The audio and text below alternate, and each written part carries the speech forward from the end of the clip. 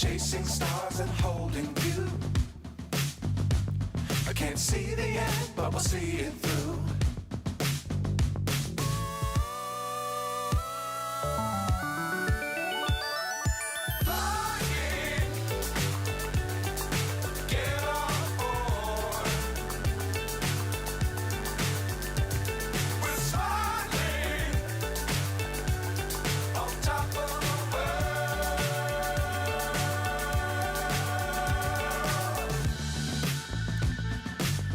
Times don't fly too high. Be sure to keep the ground in sight. Fly forever if you keep it tight. Love the world but keep the sky on your mind.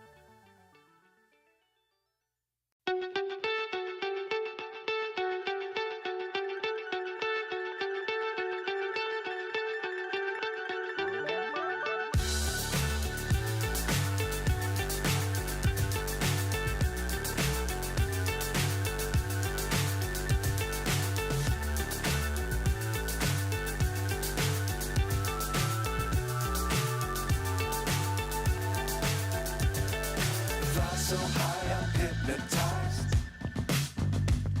What's up is down, what's left is right. Chasing stars and holding you.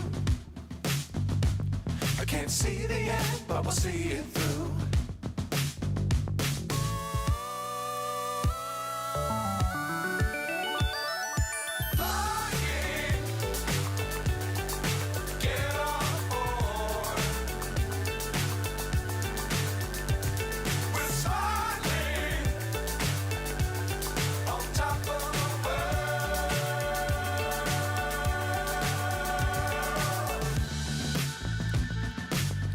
Times don't fly too high.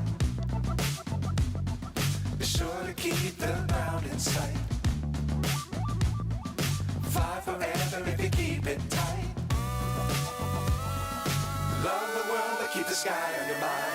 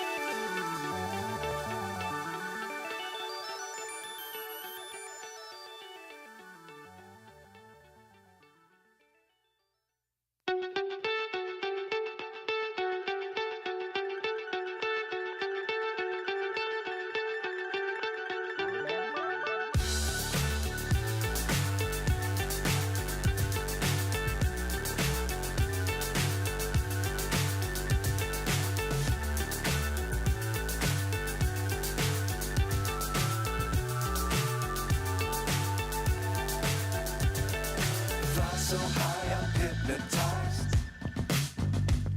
What's up is down, what's left is right. Chasing stars and holding you. I can't see the end, but we'll see it through.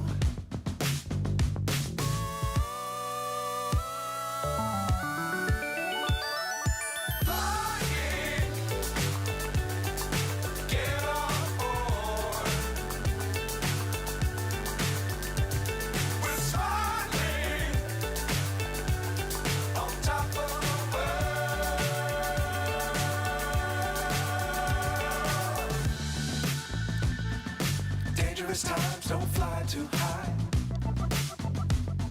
Be sure to keep the ground in sight. Fly forever if you keep it tight. Love the world, but keep the sky on your mind. Flying, get on board. We're soaring on top of the world. Flying, get on board. We're soaring on top of the world.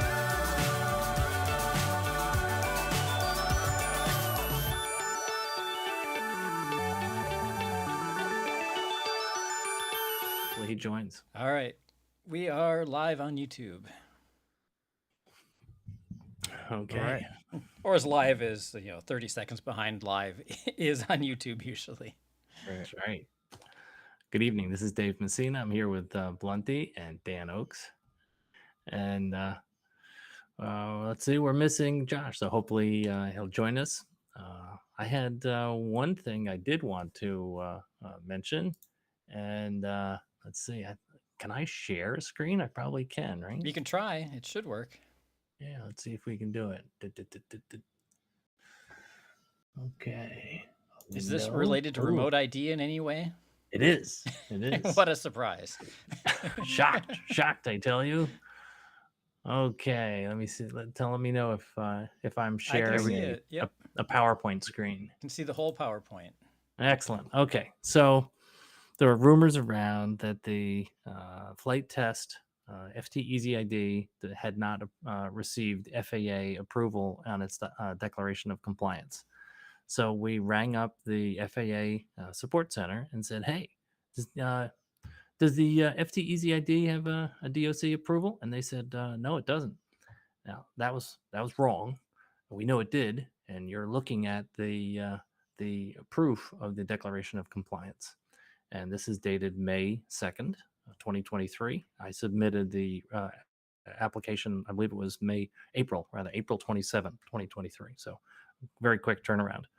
Now, what you can also see is nowhere on this page does it say flight test. Nowhere on this page does it say FT Easy ID. That's my fault. So I submitted this application and it said industry. So I said industry. So I typed in RC. What I should have typed in was FT Easy ID or flight test. And how is that the industry though? But so yeah, I'll take credit for the error. And I rang up the support center, and there are 4 folks that handle the line on this, and it's a secondary job for them, so it's not their full-time job. And they could not have been nicer. And they said, "Yep, we'll fix this. We'll get it fixed this week." So they'll let you update the model.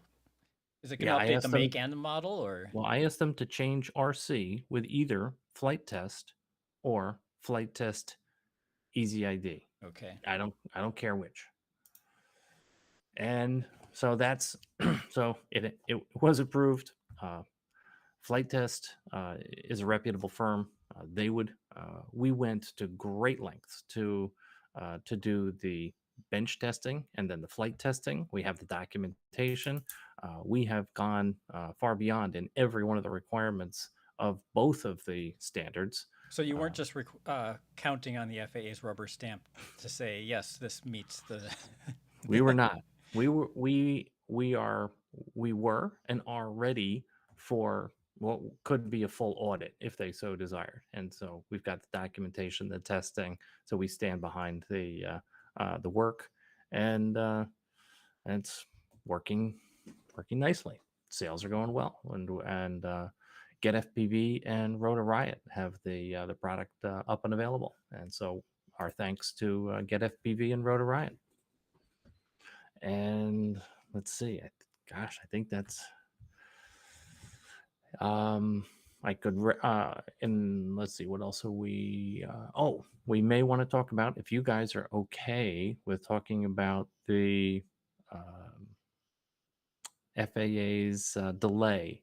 There's been the um, delay of enforcement, and I think that's so very well stated. Yeah, before we get into that, was there anything else about the Easy ID that you wanted to talk about, or do we want to talk about its beta flight integration at all, or how that's coming along, or Sure, sure, good point. And so, since we're on that topic anyway?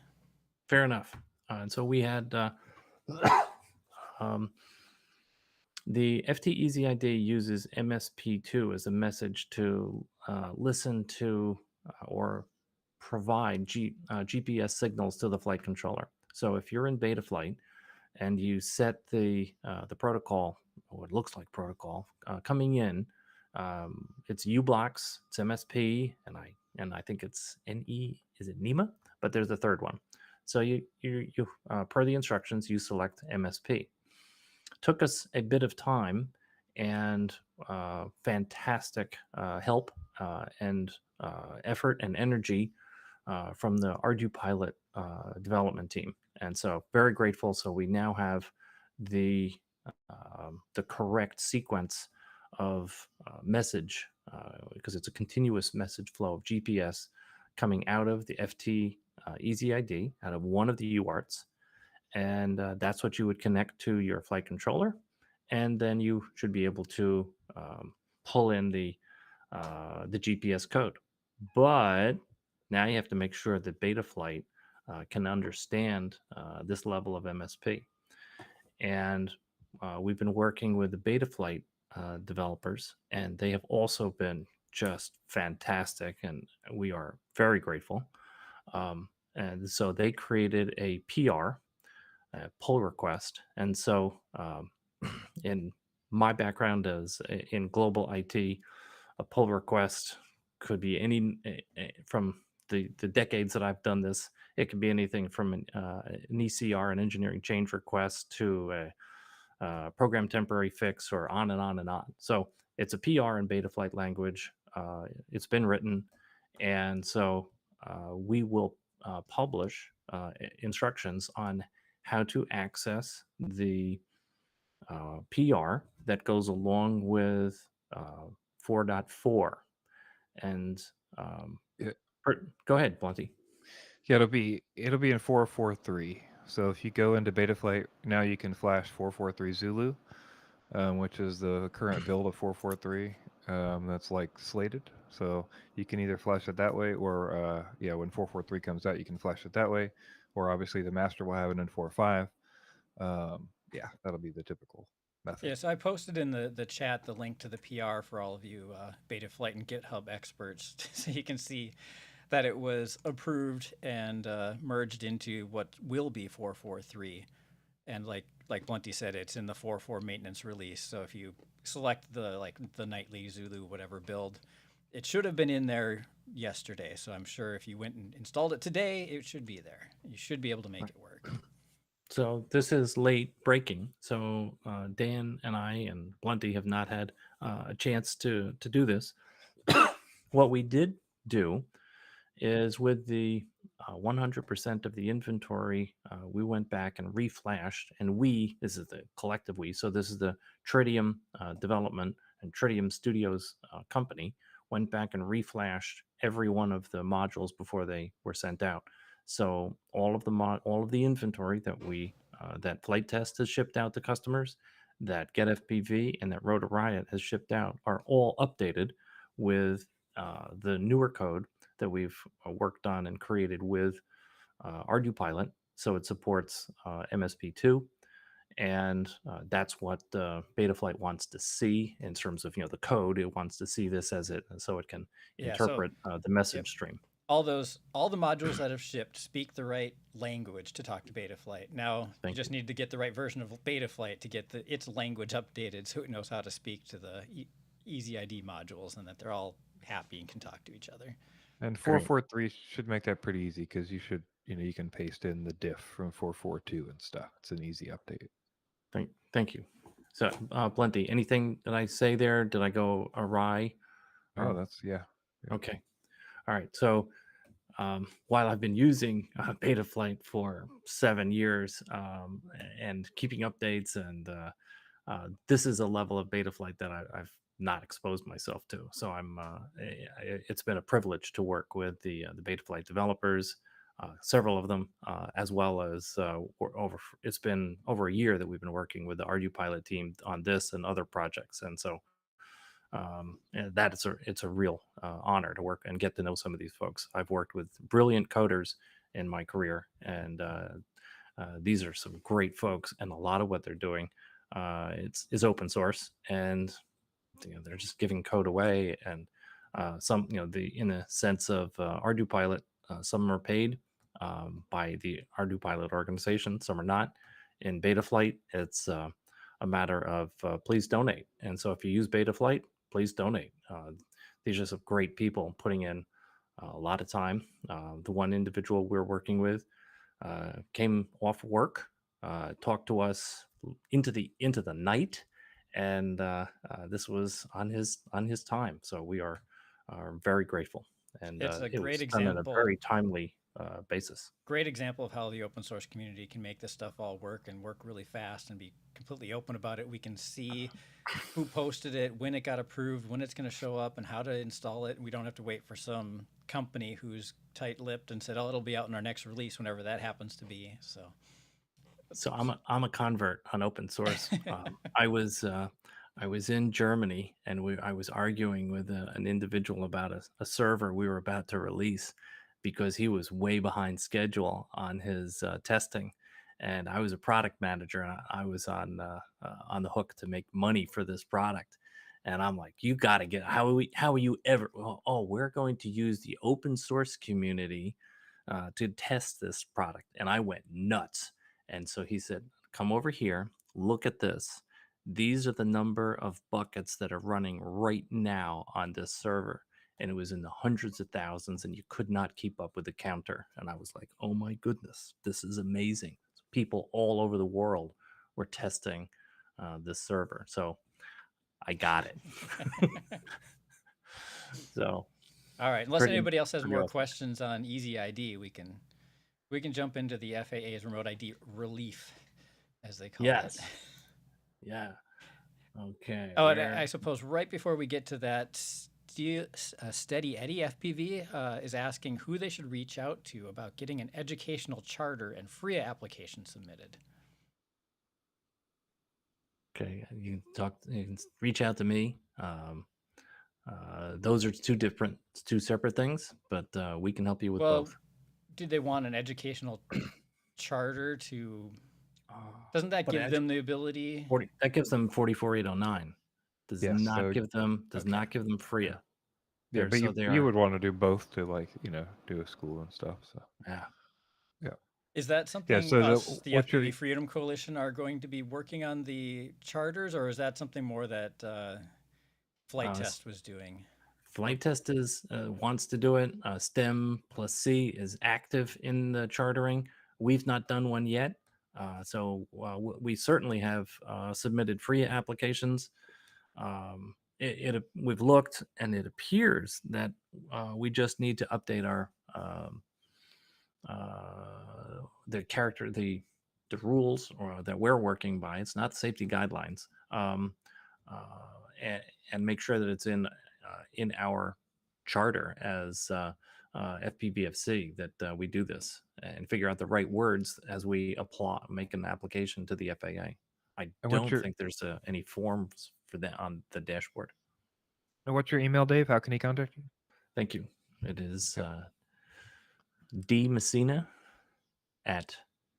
dmessina@fpvfc.org. Delta Mike Echo And you Sierra can find Sierra that on Indigo our November website as Alpha. well. Oh, sorry, I was talking over your. No problem. Delta Mike Echo Sierra Sierra Indigo November Alpha. Shawnee D is asking back on the Easy ID topic that it looks like it's supposed to mount on a flight stack. If that is the case, it wouldn't get a GPS lock under all the carbon, right?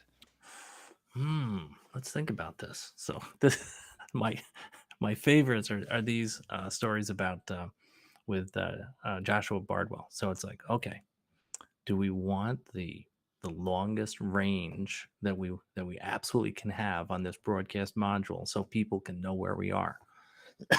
Now, we might, if we want to use in some of the flight test application features and know where the aircraft is. So, straight answer to your question, yep, you put a piece of carbon over it, it's going to attenuate the signal, and it's also from the on the bottom, the transmit of the Bluetooth, and it's going to reduce the effectiveness of the receiver on the GPS receiver. So, absolutely right. If so, we tested, and the spec is that the manufacturer has to design the product and then test it on the bench and in the field for maximum range, and we've done that. So we're getting over 700 feet on the Bluetooth, and it's a U-Blox 8, and it works great. So if you put it inside a model aircraft, that's okay. It's still to spec. It's still compliant. If you want to utilize all of the function, then yeah, you want to expose the GPS to the sky, and you want to expose the Bluetooth to the ground. We also have a flight test has made available a case, a plastic 3D printed case for a couple bucks if you want to tape it, Velcro it, strap it to an aircraft. I think Shawnee's replying that he just was wondering if we had some fancy new magic that made it work better underneath carbon than physics would normally allow.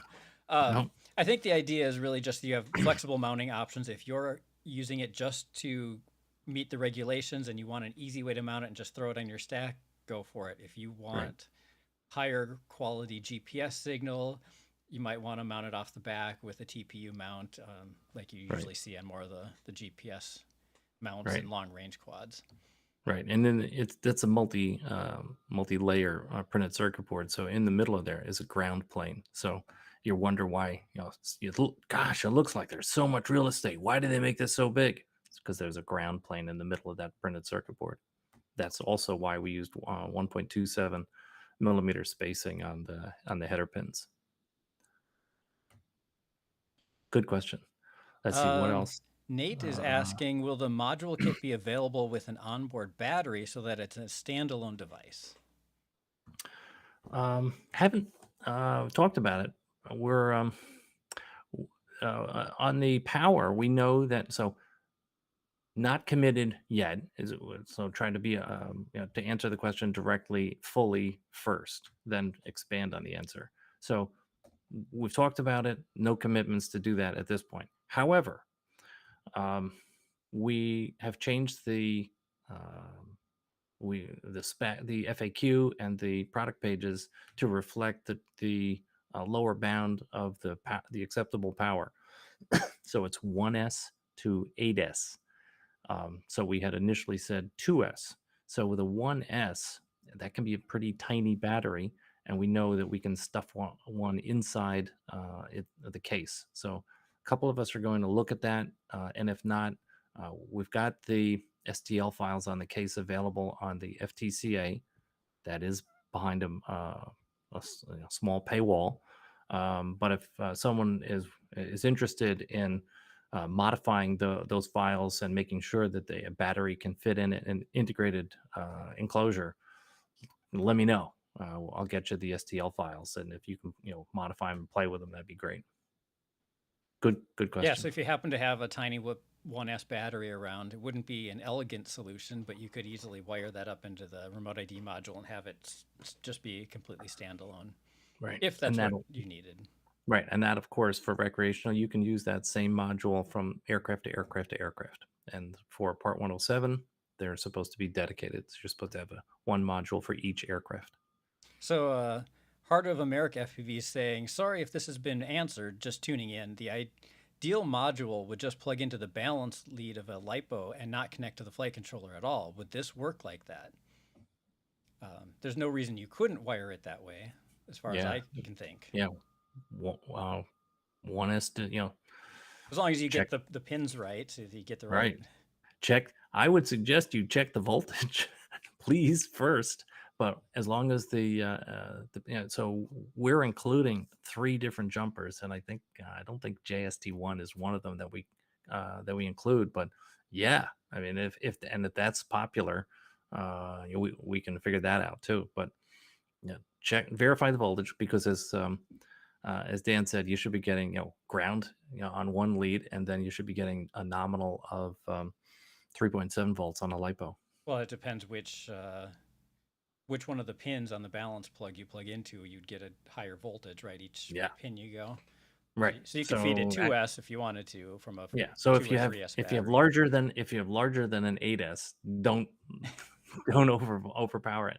And yes, it does have polarity protection. So if you swap those leads, it won't smoke. Which is thank you, Tritium Electronics. I'm sure there's some limit to that. Oh yeah. If you give it too much of the wrong voltage, it'll still don't fry do something. That. Don't malo. Muy malo. Good.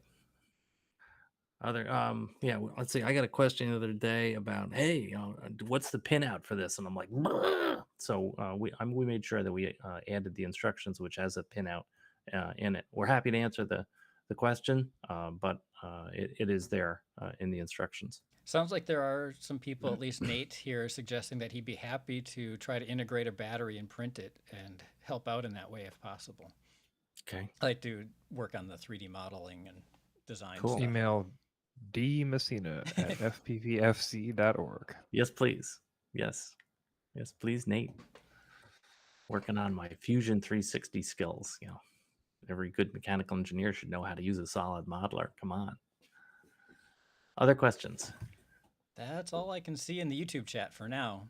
All right, that was great. Appreciate the questions. So this is draft. So we wrote this up, and so this needs to go. I want this to be vetted around our team. So this will be a bit informal, and it may tweak a little, but I think the sense of it, we've had a couple of discussions on this already. So the FAA came out on September 15 with the delay of enforcement or enforcement deferral to March 2024. We predicted that if they came out with a deferral, it would probably look a lot like the manufacturing deferral that they came out with prior to the last September, where they said, well, if a manufacturer does not have standard remote ID yet, and they're working to continue it, hey Josh, then by December, they have to have it. They have to be compliant by December 2022. They then said that they would use their own discretion. So the manufacturer announcement made a little over a year ago was effectively, it said nothing and it gave nothing away. It just said, well, we'll use our discretion. So it was like, well, that's not very helpful. And so we predicted that the remote ID enforcement deferral would be a similar type of activity, because it takes an enormous amount of work to change a rule. And we guessed right. So there were two significant documents. The one was on the Federal Register, which is the formal communication from the FAA to the public. And that one said nothing. And so it essentially said, we'll use our discretion. And so the implication is you don't use your discretion when you normally enforce the rules. So of course they do. So as and Blunty brought it up, they did this for a reason. They went through all of this trouble. This is through the FAA. This has to go through a lot of people. This is a non-trivial piece of work to produce a document like this. So there was something behind this. Then the second document that they created was out on their own website, and that one was pretty clear. Hey, there's a deferral for 6 months. Not quite matching up with the Federal Register. So Greg Revenue of Pilot Institute put out a fantastic video on this, and a lot of our thinking is very consistent with his. What we're hearing and what we also put forward is, if you can be compliant, and this assumes that you want to be compliant at some point, because we're not making the decision for you. If you don't want to comply with remote ID, that's your decision. But if you say, okay, I'd like to comply, when do I need to? Our recommendation is as soon as you can. And so the FAA in both of the documents has laid out 4 items lack of availability of a remote ID broadcast module, unavailable firmware update, delay in processing of FRIA, or cost of the module. If you fall under one of those four, that's a good excuse for the moment up until March. But as Greg and we assert, if you can, let's go, comply. If you can buy a module, buy one. If you can update your firmware to be compliant, install it. If you've got a FRIA, application in, pursue it, do it. Dan Blunty, you've had a couple minutes to digest some of this. Any reactions or thoughts with regard to what I just went over? I guess I would just sort of say every place the FAA has talked about it, they've basically said you need to comply with this. If for some reason you can't, then, well, here's some excuses you can use until March. But they're really, every place they summarize what that announcement was. They're just saying you need to comply, but there are some circumstances where it's really hard to. So we understand that. But you need to comply, so do it anyway. Right. And so what we're sharing is this is our process for when we put something up on our website and says, here's the position of the FPVFC. Usually we'll talk about it first. The one of us will write up a draft, then we'll vet it among ourselves, and then we'll post it. So what you see is the result of discussion as well as vetting a written document. And so we've written the document. We're about to vet it around the team, and then we'll get it up on the website. So, Josh, perfect timing. We talked. We had a number of questions about FT Easy ID. We talked about the Betaflight connectivity with FT Easy ID, as well as battery physical cases, etc. A couple other good questions. Nice. And then we talked about the response, FPVFC response to the remote ID enforcement deferral, and that's where we are. Well, obviously, the enforcement delay is obviously the big topic of the day. My apologies for being late, everybody. Completely my fault. So a couple different things that I've got. So let me share my screen here. Let's see. So I've got this here. So Air Sentinel is a little bit in the news. They're making their drone ID app free to public safety units in a drone responders partnership. So this is in relation to remote ID. Public safety and emergency response organizations using drones in their work will find it easier and much less expensive to monitor the airspace around them during their work, thanks to a new partnership between UAV remote identification tech specialist Air Sentinel and the nonprofit Drone Responders Association. Just a little bit of background: Drone Responders has been a significant force in the DAC/AC in the past, and they've partnered with that, and they've also partnered on some other key points with the FAA as well as us. And Charles Werner is also an executive founder, along with us, on the new Drone Advisory Council, a group of companies and individuals that we're forming to put forward, to create change and agitate for change. So we've worked with drone responders, good group. I think they're over 8,500 members. So good work, as well as Rob has worked with that organization as well as a public safety officer himself. Yep. So let's see. Currently available only for Android and Windows-based devices, Air Sentinel's application uses crowdsourcing methods to gather remote identification of drones. That data is then distributed through the company's cloud database to users wanting full awareness of UAV activity in their area of operation, and access that will be offered gratis to public safety and first responder groups through Drone Responders Partnership.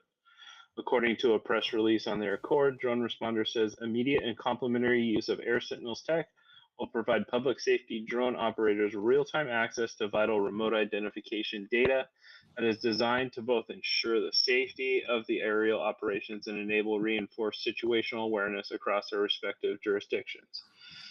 So this was a question I know we had a long time ago in relation to how is law enforcement going to be able to access this data. So, through and this seems to be, and it'll be interesting to see, but law enforcement will have access to this, but it seems to tie into organizations and law enforcement slash first responder organizations that are doing or utilizing drones for the work that they do. But it'll be interesting to see if this turns into an enforcement type thing as well on their end, which I'm sure it probably will. But this is a way that they can see who's operating in the area so that they can launch and conduct their operations safely. So a form of Getting feedback through Dave there somehow. All good. I was like, oh man. So this will be interesting to see how this is used. So access to Air Sentinel app is free to public drone pilot. While the press release doesn't say so explicitly, the startup is now expected to offer complimentary authorized user status, usually costing $1,000 to official drone responder associated public safety organizations. So looks like you have to be related with the drone responders. In the past, the startup has routinely waived those fees for government agencies requesting accounts. So definitely a way that law enforcement will be able to see what's going on with their in their areas of operation. And I would imagine this would roll into also tracking drones during events and stuff like that. So definitely interesting. I've not used the Air Sentinel app. Have you, Dave, or anybody? I have not. So, just to be clear, do we know? Like they say, Air Sentinel's application uses crowdsourcing methods to gather remote identification of drones. To me, that sounds like everybody who uses this app will show up to police. Is that not what that means? Yeah, and I think that part of it is going to be if you have the app installed, maybe it's actively seeking out those signals and then utilizing Right. that to send it back, right? So Like any local RID it sees, it's going to report to the app, and then it'll have its own little bubble of identification for anybody looking to see who's there. And yeah, that's the theory. I think Ken in our Discord posted like the terms of service and what data they collect, a screenshot of that on our Discord server. And basically the app says that we will collect information about the drones that broadcast remote ID signals, including the drone's location, the drone's ID, and the time of detection. So if you have Air Sentinel on your phone, it may be running all the time in the background, collecting information about remote ID and sending it back to them. And then they can do whatever they want with that, whether that's make it public, make it private, share it, not Well, it share sounds like they're make selling money on it it. for $1,000 per user. And if I were Air Sentinel, I'd also be contacting NASA and the FAA and saying, hey, I've got a great test bed here for unmanned traffic management. How would you like to help fund me? That's definitely that's where this is going for sure. Yeah, 100%. And I mean, so if you're installing Air Sentinel, I've not used it, so I will give that a whirl. But at the same time, I don't necessarily want to be actively tracking at all times just because I have the app on my phone, right? So definitely an interesting thought there, Blunty. Be careful about setting your permissions. Yeah, well, it's going to go on my tablet because I have an Apple, so. Oh, right. Yeah. So none of the DJI drones will show up. Yeah, exactly. Oh, so Josh, just a minor thing. It's not a big deal, but it sounds like your microphone might be using your Wi-Fi microphone or something, and not your nice real mic. Oh, my apologies. My apologies. Probably just a Google Meet setting that you haven't changed. Using my earbuds is That's what it sounds like. We got to give people the best audio quality possible, of course. Oh, my apologies for that. Is That's that what we're known for. Now you're a little Yeah, quiet. a little more volume, if we can. I don't know if that's a thing. Great. No feedback from me now, Josh? No, nothing from you. And Sweet. Alex isn't here, so we can't have our analog video feed, so we're good. Right. Yeah, so yeah, that was super fun. So Alex webcam broke on his laptop, and our last meeting, he's using an FPV camera wired through his computer to conduct Zoom meetings. So hey, there you go. Yeah. With a fake OSD. Yeah, with a fake OSD going. That was super cool. All right, so yeah, definitely gonna be careful with my permissions. Definitely, from my standpoint, I want everybody to be able to fly as free as they want to. So There's a few questions over on the YouTube chat. Nordy FPV is asking that there's been a lot of YouTube talk about how easy it is to spoof remote ID. Can someone easily take your ID and spoof it and get random people in trouble? I think the answer is yes. It's trivial. If you've Yeah, got if somebody somebody's sees serial number, your serial is being broadcast all the time. So anybody that sees your serial or gets your serial number, or even just like knows a set of serial numbers and picks a random one and shows you, right? Like, because there's a set that's given to each company, and it'll be obvious if people understand what multiple serials are in those sets, right? Yep. Like, so stuff like that. So if you had the technology, the application, the software, or somebody else wrote one and you're using it, and you're broadcasting, you can broadcast fake GPS location, you can broadcast a fake serial number, and somebody who happens to have Air Sentinel near you could detect that, and it'll record that serial number and that location. Hey, what if that's in a TFR or a place you shouldn't fly? And all of a sudden, that other person who's being spoofed is going to have police knocking at their door, say, hey, why were you flying here yesterday? And they're like, Right. I wasn't there. And we've talked before about how, or at least maybe it's me and Bartle, but if you think about it, right, it doesn't help to spoof GPS that much on site at the time because you know the drone's not physically there. But if you were to use like an app like Air Sentinel to spoof the GPS and create a history of a drone being somewhere, right? Mm-hmm. Or then suddenly anybody who's not worried about this is not thinking creatively enough. Right. Yeah. Then suddenly you've faked a thing that's non-verifiable, but is verifiable because you've created evidence that it happened. Right. It's like, yeah, it's pretty ridiculous how far this goes down the hole of being stupid. But so slightly related to that, Nate's asking, is there a remote ID app I can use that to track my drone but does not report information to a larger server? Yes. Drone ID.org, Drone Scanner, and the Flight Test app.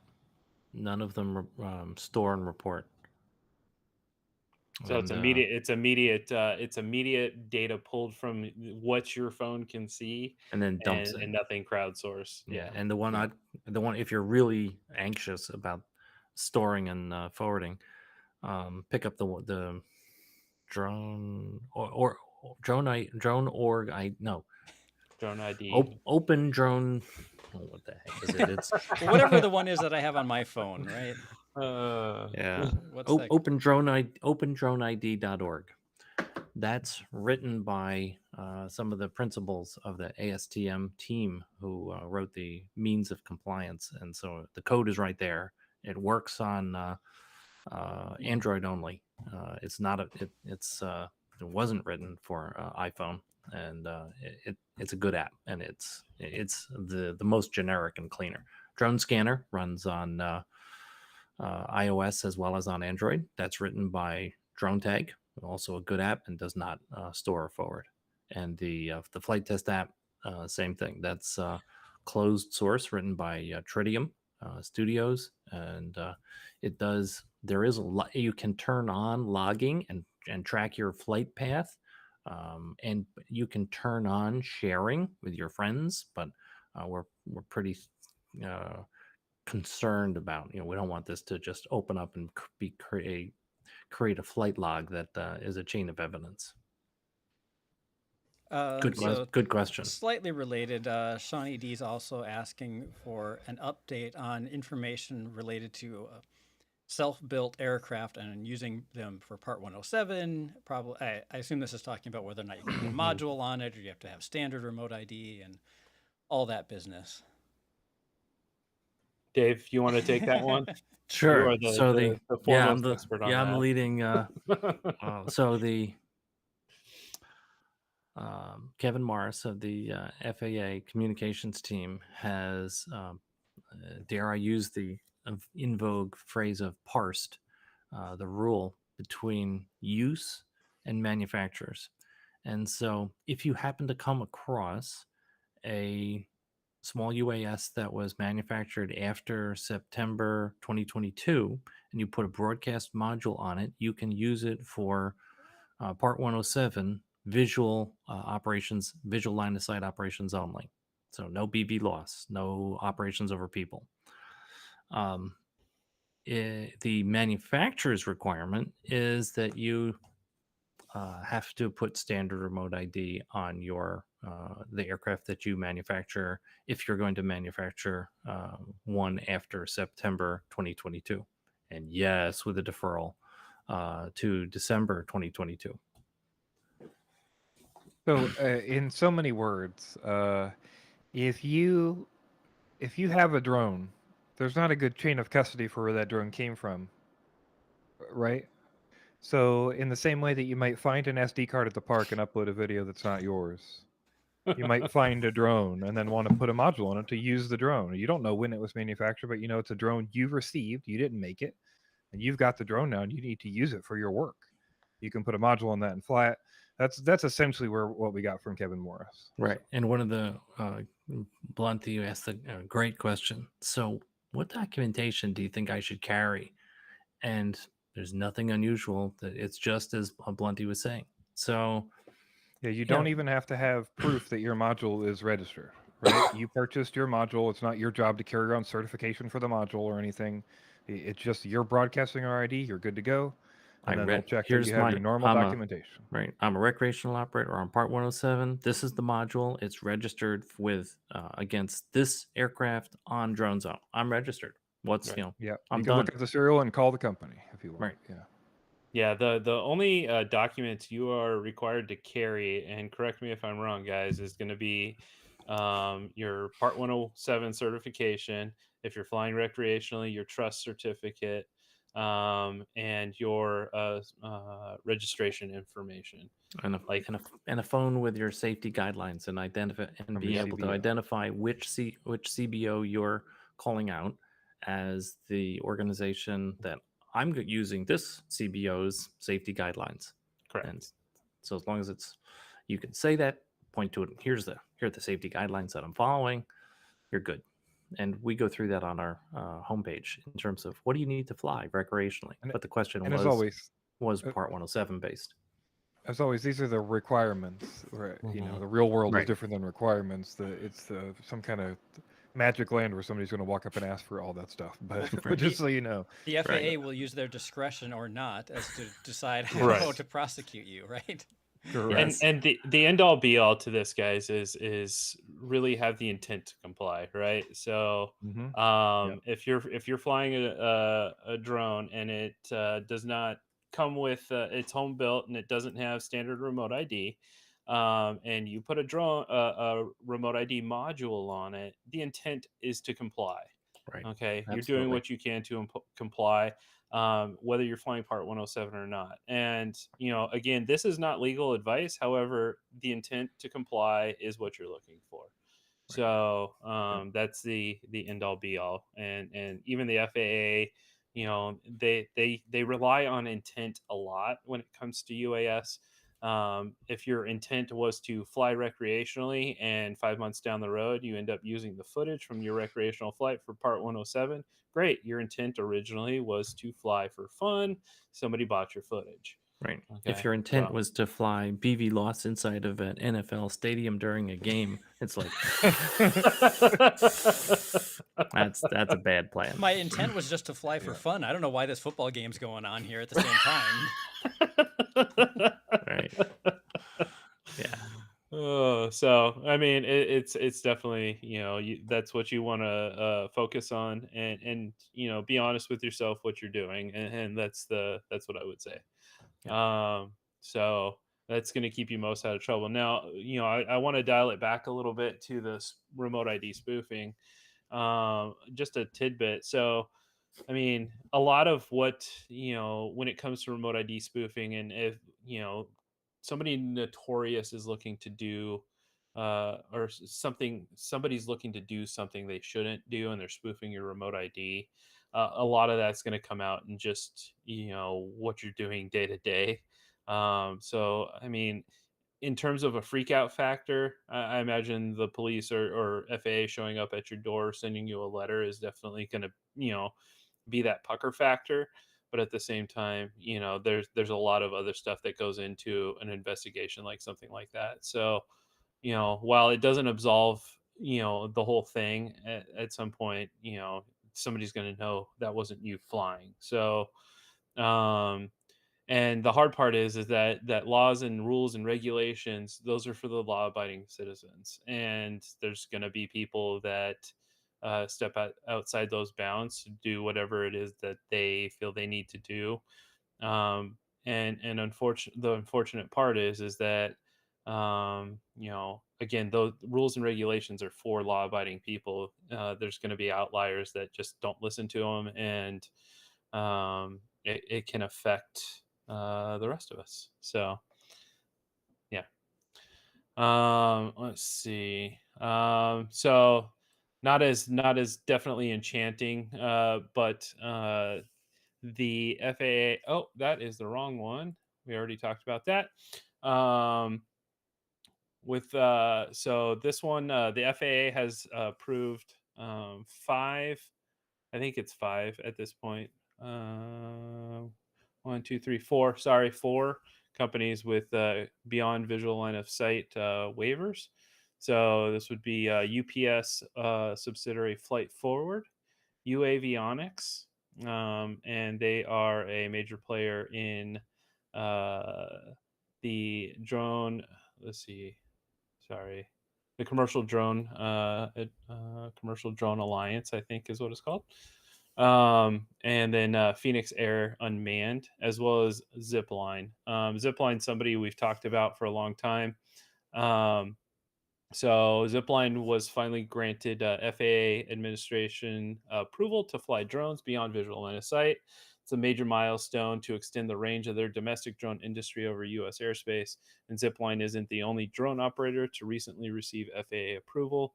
In a series of moves in August and early September, the FAA gave the same clearance to UPS Flight Forward, which delivers packages by drone. We'll see how long that lasts. Avionics provider UAvionics, and drone inspection provider Phoenix Air Unmanned. It's a regulatory aim that the drone companies have been working towards for a decade, and will pave the way for other companies to receive streamlined approval for their own drone flights beyond visual line of sight. I think Go ahead. I think these were the big four. Like I think there were four companies originally who were charging forward with this, and all four of them have now been approved. So Correct, interesting, and there's a couple other smaller ones that are probably still seeking it, but Zipline is definitely in alliance with. I believe they're still in alliance with Walmart Yeah. for delivery, and Zipline focuses mainly on essentially medical industry deliveries, stuff like vaccines. I think they're working towards with Walmart on pharmacy deliveries. Could be cold medicine. It could be something more critical than that. And Zipline's a proven factor in drone delivery, especially in rural areas. I believe they started in Africa, delivering vaccines and critical medical, and they've really got a unique standpoint where they're launching it off slingshots, catching it on a aircraft carrier like hook and line system, and they can get the plane down, restocked, and relaunched in just a few minutes to get critical stuff out. And they've been a major impact in Africa. So it'll be interesting to see how these companies charge forward in this space. And we've all known commercial drones beyond their standard use of photography and real estate and infrastructure inspection. We all knew this was kind of coming. It'll be interesting to see to what degree and how many different UAS are flying in the air at the same time. Um, but yeah, the other article, I don't have it, but I saw news several times. I think it was maybe on Twitter and a couple other, but the agricultural drone industry is really taking off as well. And definitely a type of drone that I'm fascinated with because of the variability of it. Being able to spread fertilizer, seed, do all kinds of things. They're definitely on the rise in the agricultural space. So it'll be interesting to see how the agricultural industry and farmers utilize that going forward as well. So just a little side note on that. In our work on the early DAC meetings, we got to work with some of the agriculture spraying aviation association. I'm pretty sure that's the order, but it's 4 A's is the name of their organization, and this is mostly manned aircraft.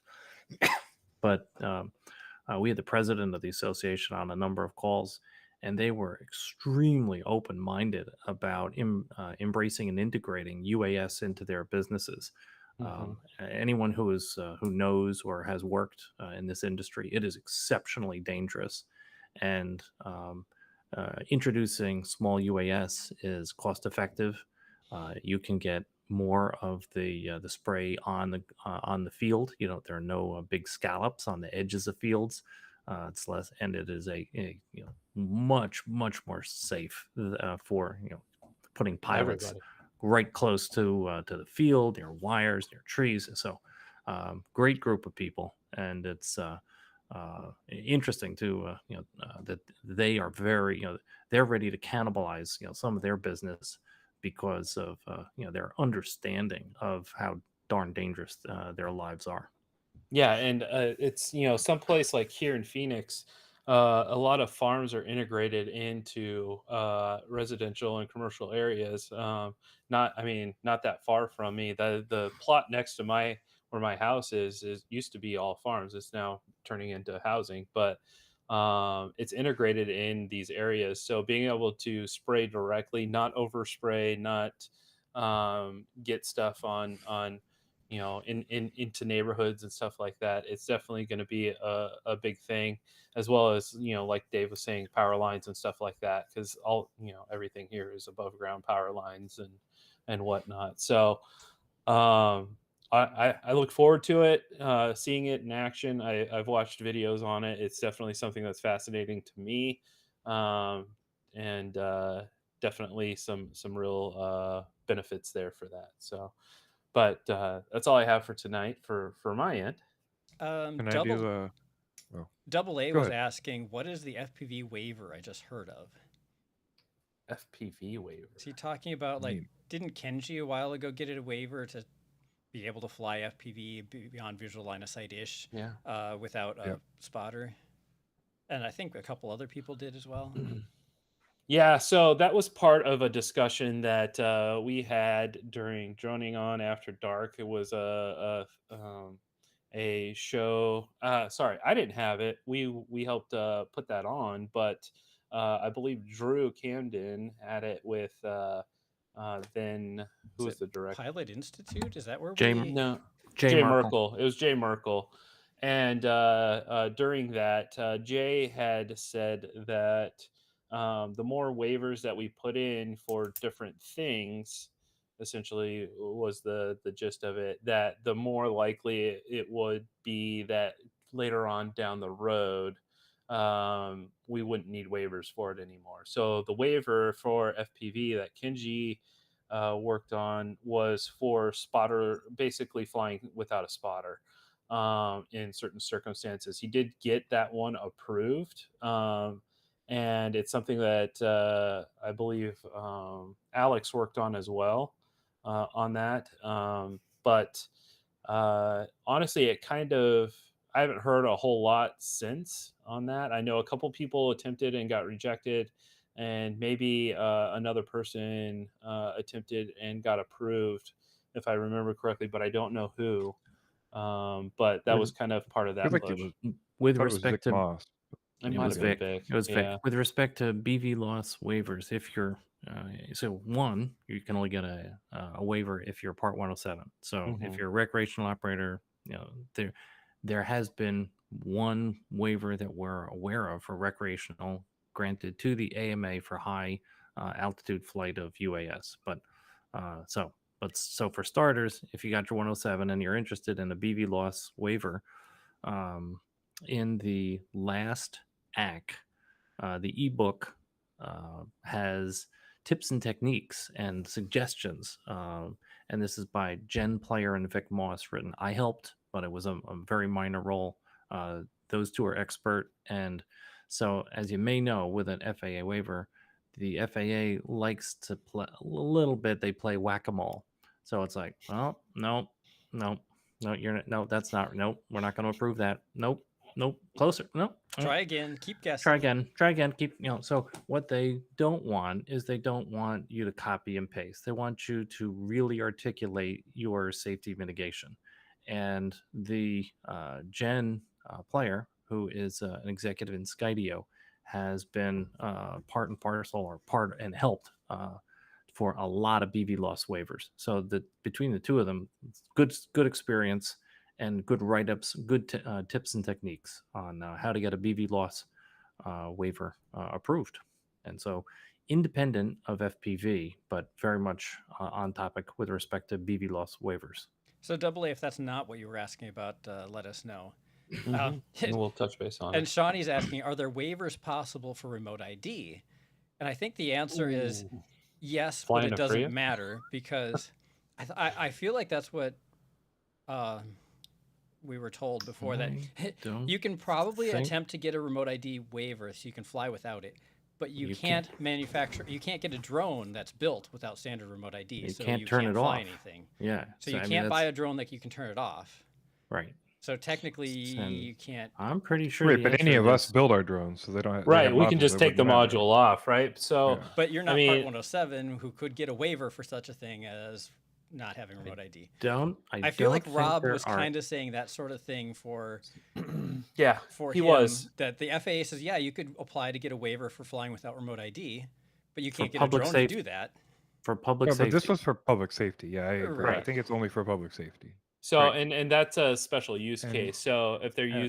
utilizing drones to let's say Surveil. this surveil, in advance of a SWAT team raid or something like that, Right. and they don't want anybody to know they're there, 100% like that would be the reason why. Completely it's legitimate. Going to Yeah. be a complete outlier case scenario though. And I So, believe Rob was saying he basically helped create that waiver process. Like they built, Mhm. they Right. went through and did that with the FAA, designed a whole thing for them for public safety to get this Right. done in mass for them. But the But problem is that But- they're flying standard remote ID drones, let's say like a DJI Avata, and remote ID in its rules state that it has to be tamper resistant, i.e., you can't turn it cannot off. turn it off. So there's no firmware option to not turn it off.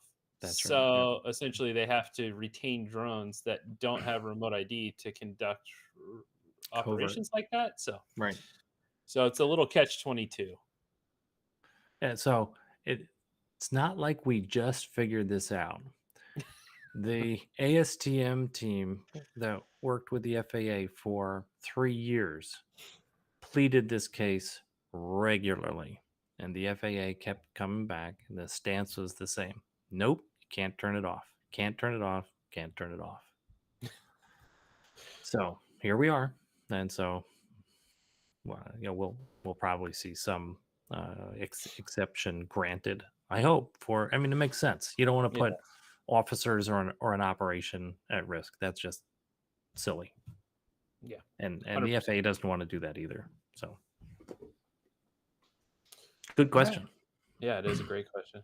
Anything else, Dan? Any other questions? Double A followed up saying it might be the same thing, the waiver for FPV. He caught it in a West Side FPV video, or West Side's latest video West I Side. haven't seen from it. said FAA person. So yeah, I haven't watched his videos in a while, so I'm not quite sure. I haven't been up on that. Yeah, And- well, we'll check it out and come back And with it. Shawnee D is talking about this edge case where you're trying to put on a race of tiny whoops in your backyard. It's not recreational because it's competitive with prize money. Now all of a sudden, all your tiny whoops need remote ID, and you can't fly in your backyard. Yeah, the FAA pretty much says you can't do that, but just do it anyway. But you can't do that. That's correct. And the FAA has also said for the last 3 years that they would create a method that we could fly FPV races, and remote ID would not be required for that temporary event. They still don't have it. I suppose, yeah. They- Technically, you can email the FAA's remote ID email address and ask for a temporary free event, an ID. event free, right? Yeah, and you, Yep. I don't know that anyone's been able to get one, but that's what they've told people to do. Right. And so Oh, go ahead. Sorry. Alex is a member of FPVFC and an officer of Multi GP is on this, and so this is important for Multi GP, and it is an edge case with as described in a tiny whoop race, but it's not an edge case if you're flying 5-inch, and that's a reasonable thing to do and to want to do without. And could you add an FT Easy ID at 10 grams to a 5-inch? Sure, but that's silly. I mean, the flight envelope is a couple hundred feet by a couple hundred feet by 50 feet. What's So the we've point of having proposed- remote ID on 8 drones flying around on a tiny course, like versus just one broadcast saying we're here, we're flying races? We've proposed use Lance Notify and Fly and light up one broadcast module. Yeah, and that's the thing that I would say is, come back and say, maybe you've got a remote ID module that you can just put in the center of your racetrack and show the intent. Hey, we're flying here, right? Right. And go that route. It's very simple. It's easy. You're showing that intent, and as long as you're showing that intent, I think it's a step in the right direction at least. So he does mention the beyond visual line of sight waiver in that video, so that's what he's talking about. okay, so that original one from Kenji. The West Side the West Side FPV. He was talking to an FAA person in Vegas. The FAA person said you should apply for a waiver, and he was talking about a BVLOS waiver. Gotcha. Okay. Check that out. So if it's BB loss, tips and techniques, last AAAC meeting ebook. Yep. That was it August 23? Did I get that date right? I think so. Sounds accurate. All right, and Dan, what you got? Anything else? No, nothing other than what we've already talked about. As long as did we cover the FAA's relief for remote ID enough during this meeting? I don't know if there were any more questions, but yeah, if you got, sort of boiled it down to really short. You're supposed to try to comply, and if you can't, good luck. The FAA might get you anyway. Or like that quote from the FAA employee is like, if you're doing something stupid, we're gonna nail you, whether you have remote ID. Like,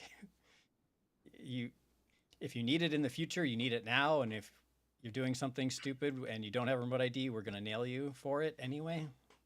So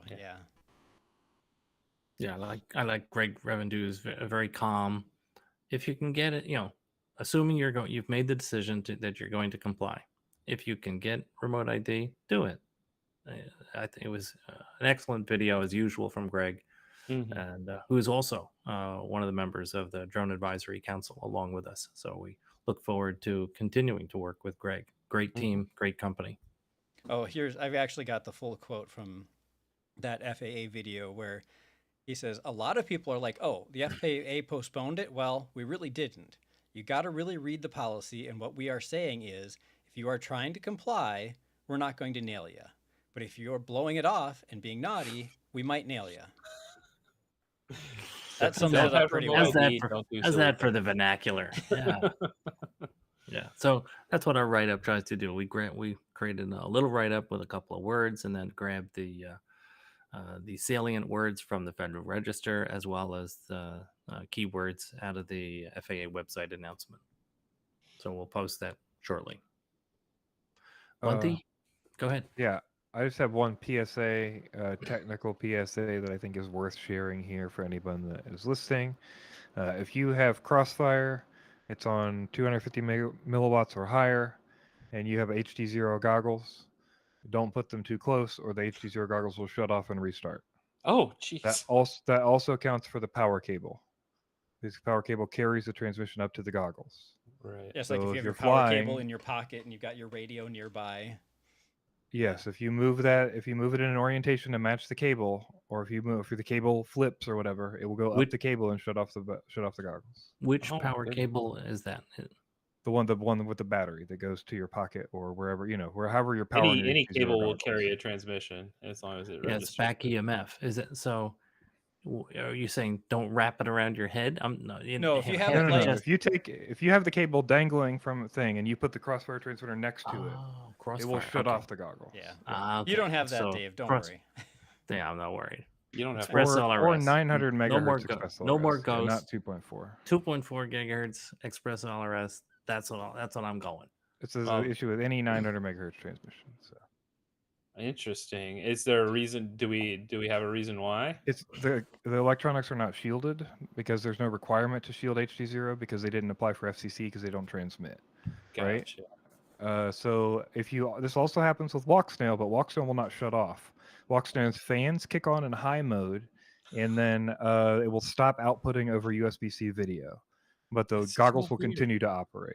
But basically, from what I've heard from RF people, 900 megahertz is really crazy for electronics. And if you have unshielded electronics and you blast it with 1 watt of 900 megahertz or even 250 real close, you're going to get crazy stuff happen if it's not shielded.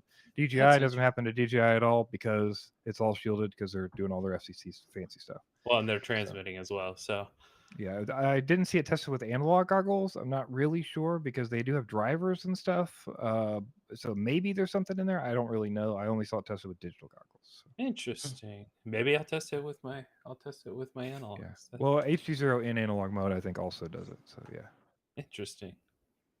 Huh. I wonder if that happens with my Fat Sharks. That's just one of those things. Like if you're flying and your goggles shut off and you have no idea why, or you know what I mean. Like that's something people should know. It would I feel take like. you a Who long figured time. this out? A long time Who's to the poor figure pilot that that out. figured this out?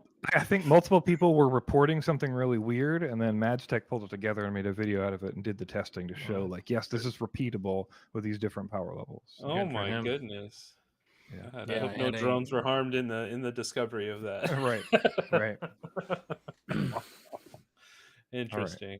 All right, cool. All right, Dave, anything to wrap us up, sir?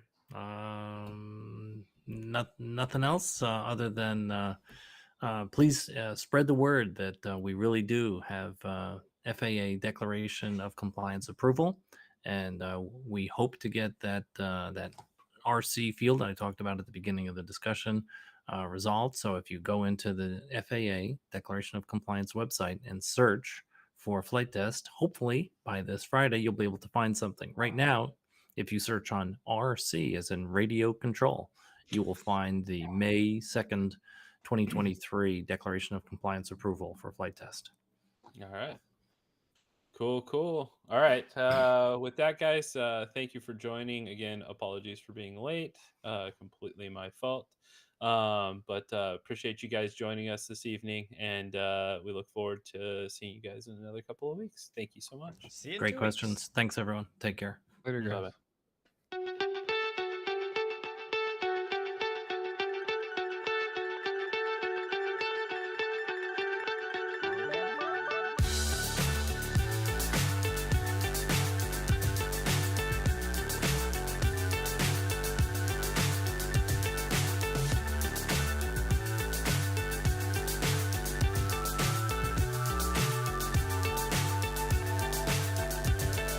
Fly so high, I'm hypnotized. What's up is down, what's left is right. Chasing stars and holding you. I can't see the end, but we'll see it through.